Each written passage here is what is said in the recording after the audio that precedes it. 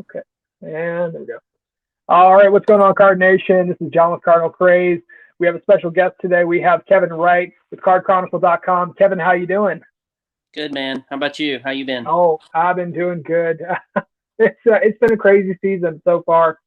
Today on the show, we're going to preview the Virginia game. We're going to talk a little bit about Louisville football. We're going to talk about some of the key positions of Virginia and Louisville, do some comparisons, and just give our overall thoughts.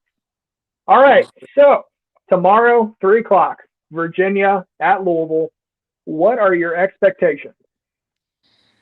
Well, let's start with the fan base because I think this season, I think one of the key stories of this season has been the Louisville fan base because it's been a real roller coaster ride for the fans. As you're well aware, we started the season off with a disappointing loss to Ole Miss, and it just kind of seemed like the fan base was just really up in arms. The Satterfield haters were out in the open, and then you had the Eastern game, which really Louisville didn't do themselves really any favors, and then the fan experience was, as we all know now, really bad. And then it just seemed like we did a 180 with the win over Central Florida, and then of course the win against Florida State. So that sort of brought morale back up. The Wake Forest game last week was a weird game because it was a game in which I really felt like Louisville should have won and was the better team, quite frankly, and that's not taking anything away from Wake Forest. So you asked me about my take or prediction tomorrow. I think a lot of it is wrapped up in the fan base. I'm curious to see what type of support. I think it'll be good. I think we'll have a good crowd. I don't know that it'll be a sellout, but I think that's the first thing that comes to mind is what are the fans going to be like? Because this team, like a lot of other Louisville teams in the past, especially at home, they tend to obviously play off the energy of the crowd. And I was at the Central Florida game, and the upper bowl was definitely not full, but the lower bowl kind of reminded me of the Louisville Vote. It was pretty full and loud and pretty rowdy. And so I think the fans played a big role in that game. And I'm hoping that that'll be the case tomorrow with Virginia. As far as Virginia themselves, I expect them to come in well prepared.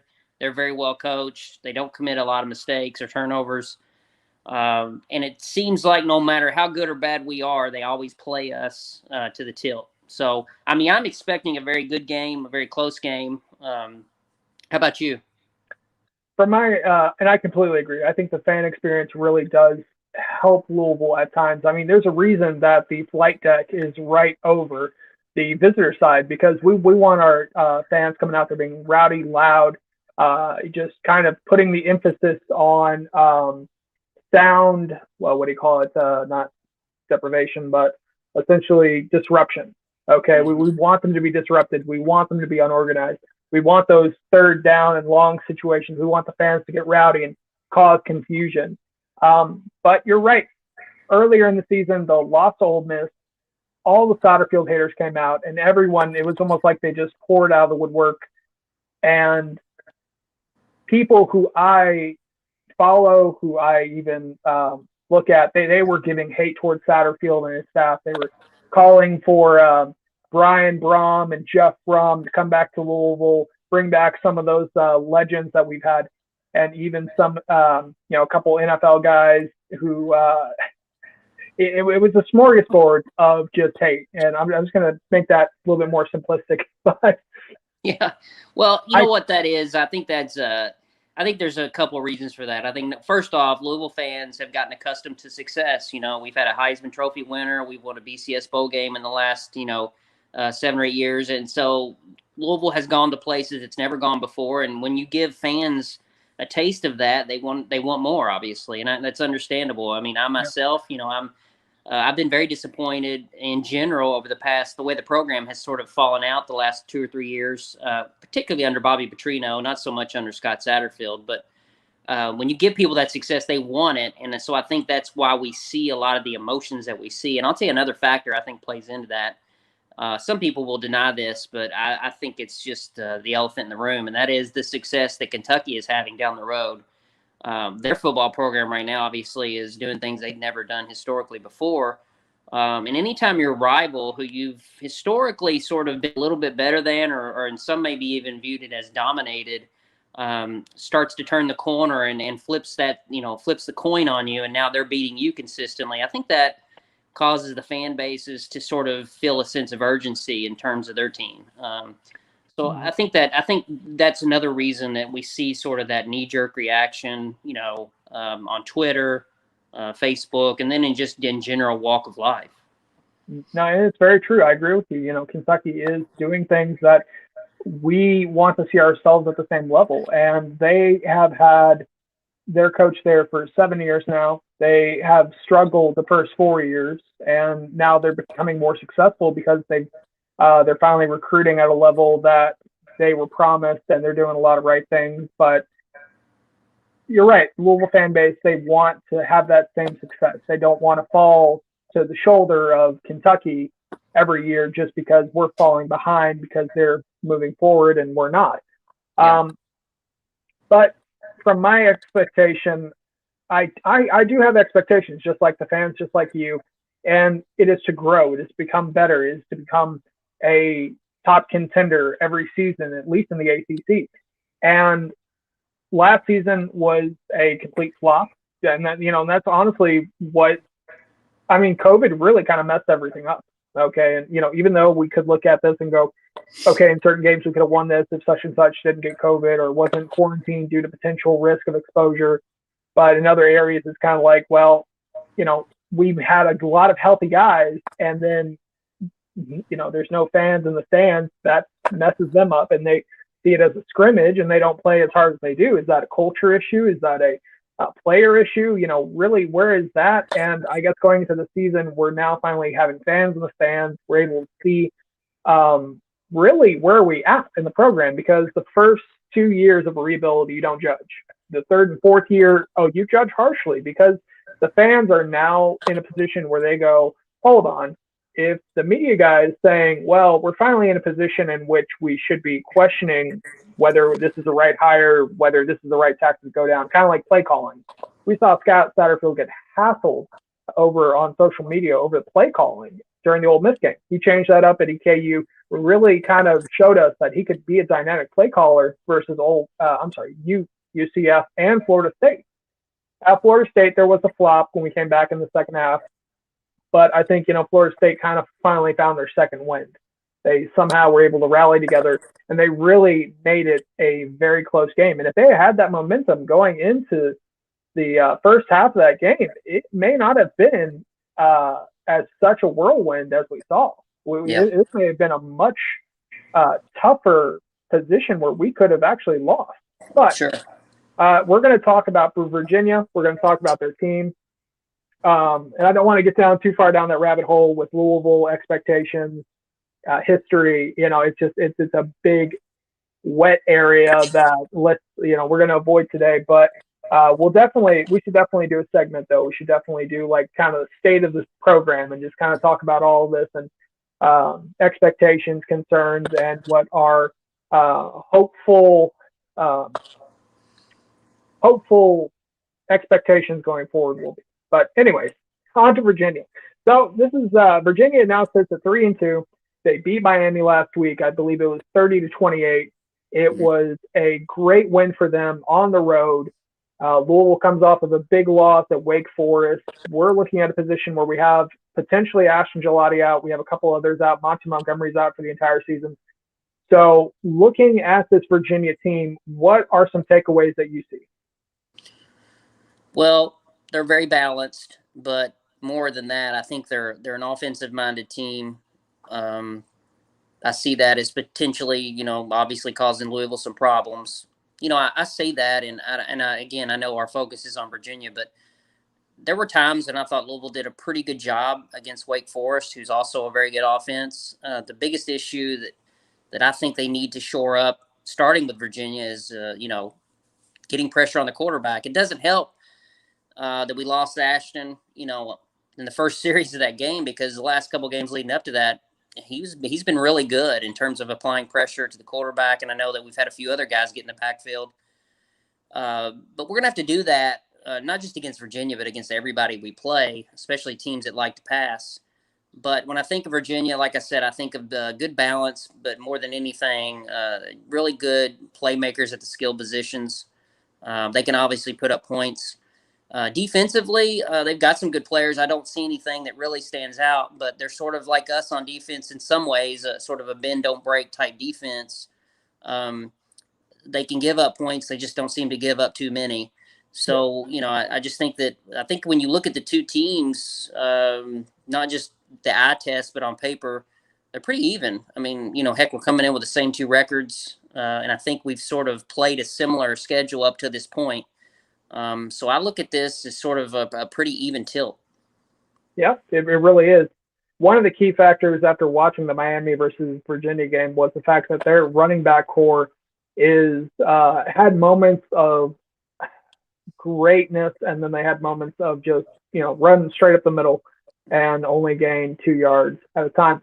But if we compare our running back core compared to Virginia Cavaliers on paper, Virginia Cavaliers, they have all of their running backs, the top three, I'm sorry, not all of them, but the top three have over 100 yards already this season, averaging about between 8.3 to 5.1 per yard, per carry. And honestly, it's a little concerning because if you look at our top running back, which is Jalen Mitchell, he's currently has 331 yards under his belt. He's had 77 attempts.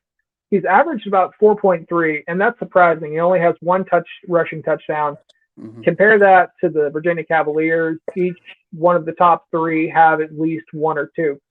And I think this is going to be a very, honestly, I wouldn't be surprised if Virginia throws the running game at us and sees how well we can stop it, because one of their top running backs for Virginia is Kay Thompson, and he actually is a former quarterback. He came in as a quarterback, and they put him up as running back, and he averaged 8.3 yards.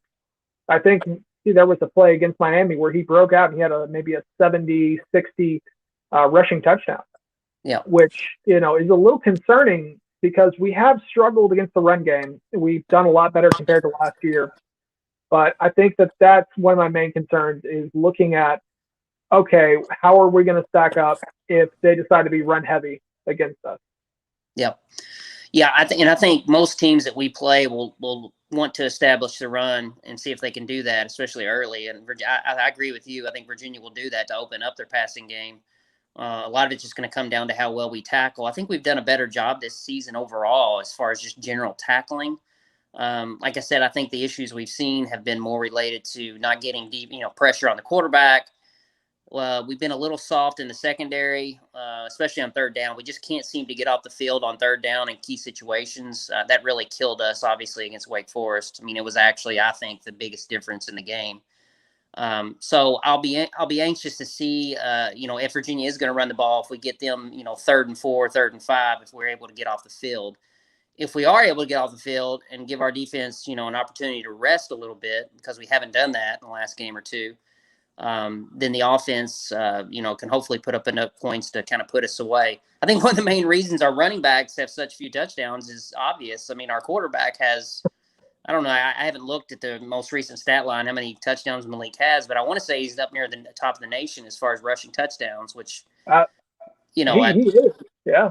No, he's very good at, he is good, inside the 10 or 5 yard line, as far as pulling the ball in and kind of sneaking in for those touchdowns. It kind of takes the stats away from the running backs, but I kind of look at him as sort of a hybrid anyway. So I think we have run the ball, fairly well. I do like Jalen Mitchell, and I think he's, just like late last year, he's shown some really good signs. Berkeley has done a pretty good job in a reserve row. I don't know what really ever happened to Hassan Hall. Obviously, he's sort of been more relegated to special teams. I still think there's talent there, and I still think he's got some explosiveness. I just don't know at this point, how many snaps he's going to be getting going forward because of Mitchell, because of Berkeley and Mitchell. And so we'll see how that plays out. Mm-hmm. No, I mean, I agree with you. Hassan Hall has kind of fallen off the map a little bit, but he does fit. He really does work very well in special teams, and he's a very big, strong guy. He can break tackles. He's Very good with open field, kind of dynamic running situations. You're right. Berkeley has done really well. I think did Berkeley actually was transferring out, and then he got convinced to stay back, and he has been in a more dynamic role this season than he was last year. Yeah. And Cooley, Travion Cooley, he's actually, a lot of people have been praising him about how dynamic he is, and I'm very excited to see that Jalen Mitchell has really stepped up.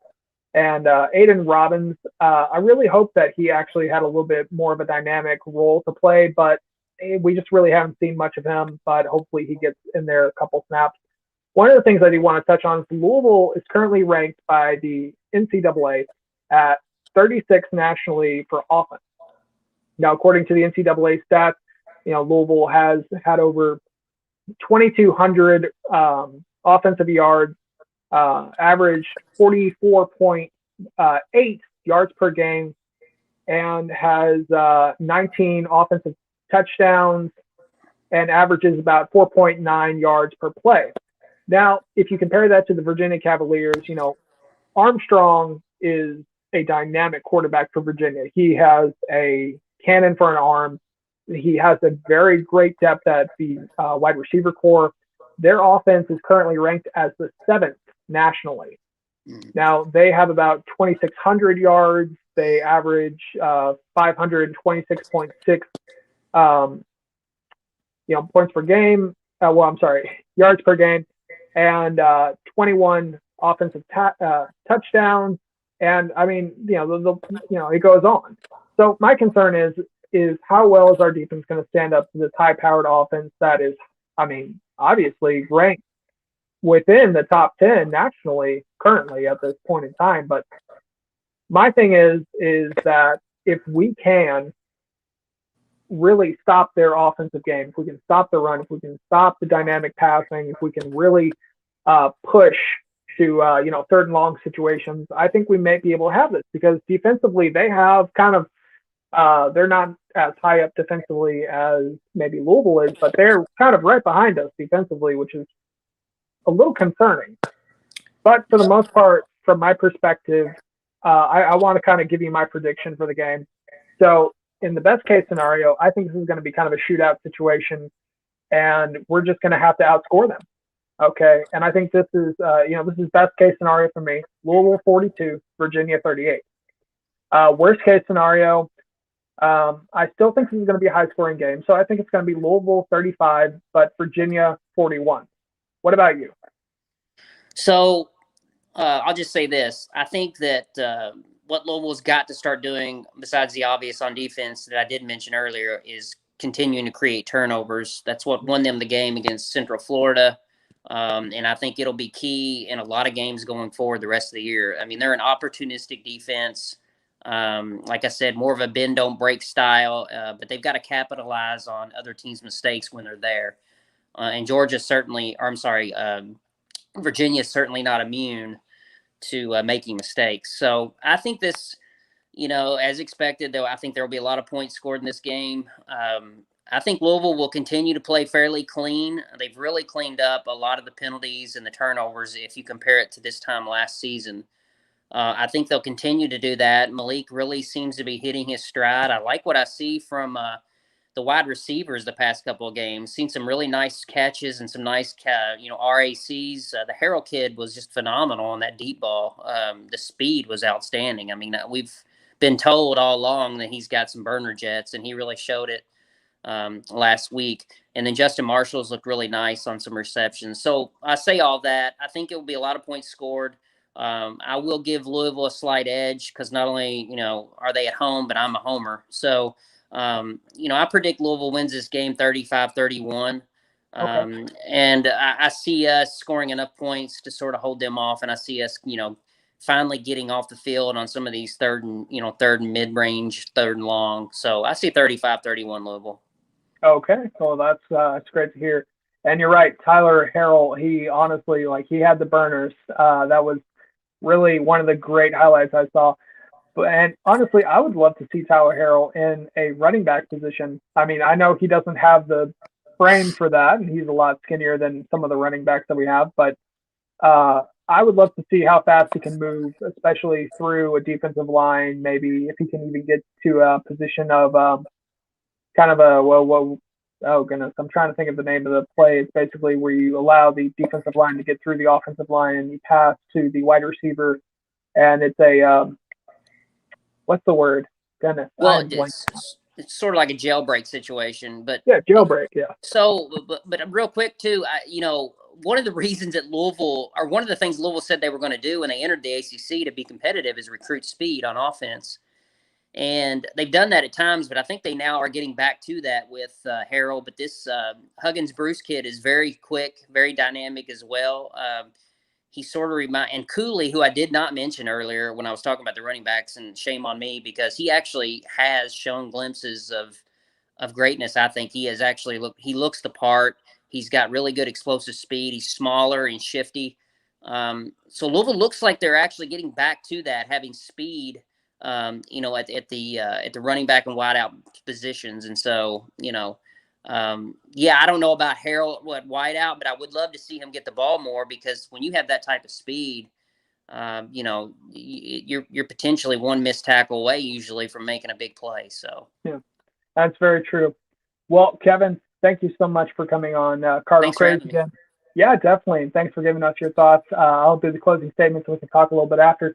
But for the most part, Card Nation, definitely try and show up if you can to Cardinal Stadium tomorrow at 3 o'clock, and definitely rock out and showcase to Virginia that, we love our city, we love our team, we love the University of Louisville. All right. Well, for the most part, guys, go Cards. Definitely hit up Card Chronicle. Look out for Kevin's articles. They'll be coming soon. And definitely be sure to give us both a follow. All right. Go Cards. Go Cards.